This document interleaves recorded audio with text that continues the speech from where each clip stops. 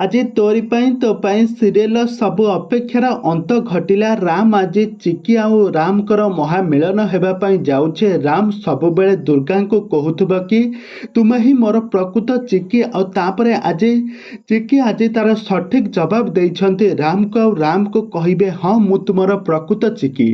ଆଉ ତାପରେ ଯାହା ସିରିଏଲ କାହାଣୀରେ କିଛି ଏମିତି ନୂଆ ପରିବର୍ତ୍ତନ ଆସିଲା ତାହା ଆପଣମାନେ ଦେଖିଲେ ମଧ୍ୟ ଆଶ୍ଚର୍ଯ୍ୟ ହୋଇଯିବେ। ତେବେ ଦର୍ଶକ ବନ୍ଧୁ, ଏବେ ତୋରି ପାଇଁ ତୋ ପାଇଁ ସିରିଏଲ କାହାଣୀରେ ଆଗକୁ କ'ଣ ଆସିବ, ନୂଆ ଟ୍ୱିଷ୍ଟ, ତାହା ସବୁକିଛି ଜାଣିବା ପାଇଁ ହେଲେ ଆପଣମାନେ ଆଜିର ଭିଡ଼ିଓଟିକୁ ପୁରା ଶେଷ ପର୍ଯ୍ୟନ୍ତ ଦେଖନ୍ତୁ। ଆଉ ଏହା ପୂର୍ବରୁ ଯଦି ଆପଣମାନେ ଆମ ଚ୍ୟାନେଲକୁ ସବସ୍କ୍ରାଇବ୍ କରିନାହାନ୍ତି ତାହେଲେ ସବସ୍କ୍ରାଇବ୍ କରି ପାଖରେ ଥିବା ବେଲ୍ ଆଇକନକୁ ଦବାଇ ଦିଅନ୍ତୁ। ତେବେ ଦର୍ଶକ ବନ୍ଧୁ, ଆଜି ଆପଣମାନେ ତୋରି ପାଇଁ ତୋ ପାଇଁ ସିରିଏଲରେ ଦେଖିବା ପାଇଁ ପାଇବେ ଏକ ଜବରଦସ୍ତ ଏପିସୋଡ। ଆଜି ଶନିବାରର ମହା ଅଧ୍ୟାୟରେ ଆପଣମାନେ ଦେଖିବେ ରାମ ଆଉ ଚିକିଙ୍କର ମହାମିଳନ ହେବ।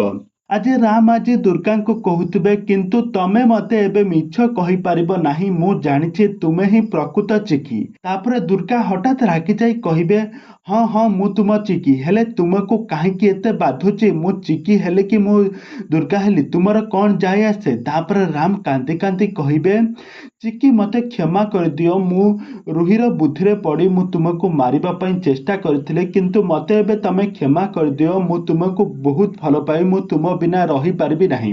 ଚିକି କହିବେ କାହିଁକି?